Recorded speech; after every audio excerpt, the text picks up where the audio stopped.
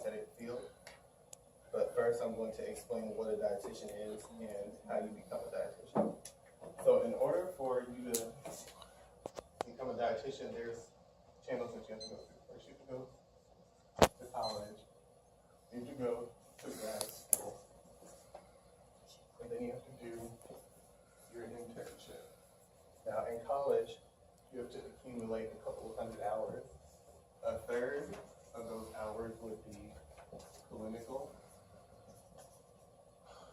A third would be volunteering in the community.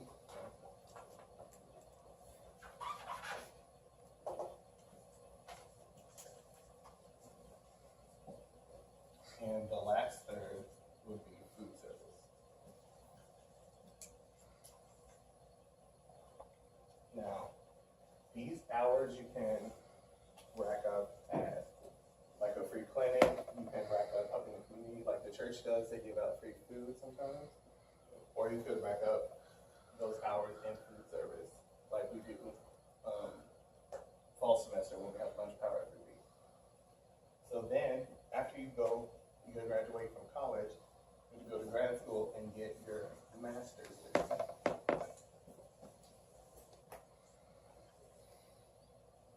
Now, master's degrees back like a couple of years ago, they weren't really essential, but now you literally have to have your master's degree.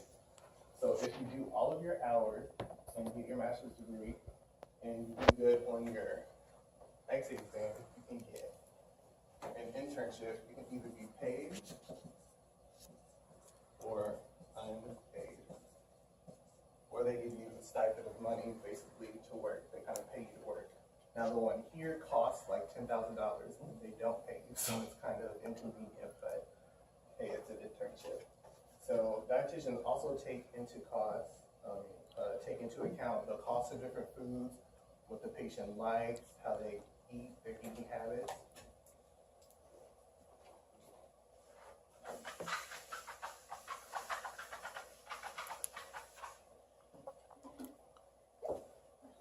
And in order to change the patient's diet, they have to create a relationship between dietitian and patient. Otherwise, if you don't have a relationship with your patient, you're not going to affect them in any way.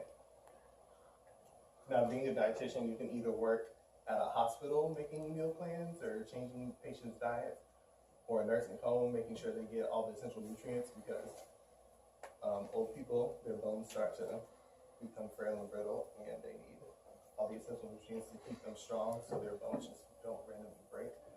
Or you could volunteer in a clinic helping the underinsured or uninsured. And some even work in private practices, which are started by like their own money, so they have to get like a group of dietitians or doctors together to pull their money together and start a private practice. Now, as of 2013, there are 89,300 registered dietitians according to the Commission of Dietetic Registration. Of those, 73,049 are Caucasian and only 2,396 are African American. So that's like 86% of the field is Caucasian and female. But I'm here to really talk about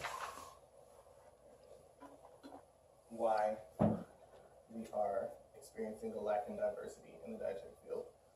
So, David Groth says there needs to be an effort to put new faces on the dietetic profession, not ones that only include diversity in gender, but also race and culture. One cannot represent an entire profession just by themselves. There has to be diversity and different qualities that they look for. So dietitians really do think about patients, but the thing is I'm not trying to be racist or anything, but like you identify more with a doctor or anybody that you're talking to that's the same color as you. But basically, in conclusion, I just want to say that like parents are responsible, like us right now, we're responsible for the future generation of healthcare officials, because some of our kids could grow up to be healthcare officials. So it's our responsibility to encourage them to grow up and be somebody rather than just being in gangs or, you know, doing like dealing drugs or anything just to make money and, you know, to go out and get legitimate jobs so they can support their families in the next generation. So, that's it. Okay, let's take him here. Stay up there for a minute, please. Okay. Stop. Yeah, no, you can keep it. Okay. Keep Okay. it. Since you're only one today, okay, please open the floor for questions, and if anyone has any questions, we won't do this if we have more than 4 people presenting. We will have an opportunity to entertain questions after your persuasive speeches, but because Timothy is our star for today, I'm sure you have maybe a question or two genuinely interested in the field that he's just explained to you. Anyone? Yeah. You had the college, then you had master's, and then you had the INT. Can you talk a little bit more about that last one, the last tier? Internship? Yeah. Okay, so the internship is usually, I think it spans from like 10 months to a year, but you work somewhere and you kind of shadow a dietitian for that 10 months. So it's like you really do get a hands-on experience every day of what they like do, how they are, how to talk to patients, bedside manner, everything. Okay.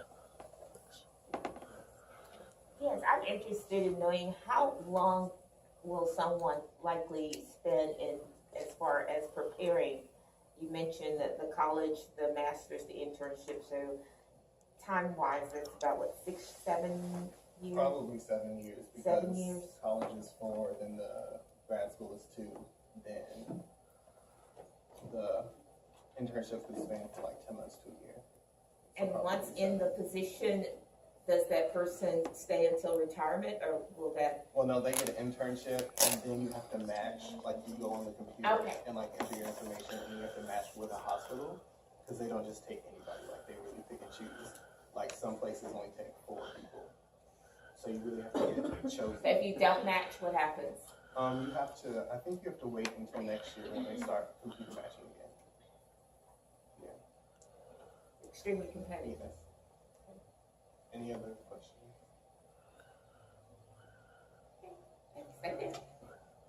Okay, please, those of you who have the evaluation sheet that just says peer review, complete that sheet first. And those of you who have the other sheet that's more detailed, asking specific questions, I'd like for you to go ahead and do that the second thing you do. But make meaningful comments and direct your comments on the peer review directly to Timothy, because he's the one that's going to read them. I'm not going to read those. He's going to read them. The one that has the questions where you are rating 1, 2, 3, 4, I will read those and take in consideration that you did indeed participate in the critiquing. And I'll have to put the attendance sheet just a second.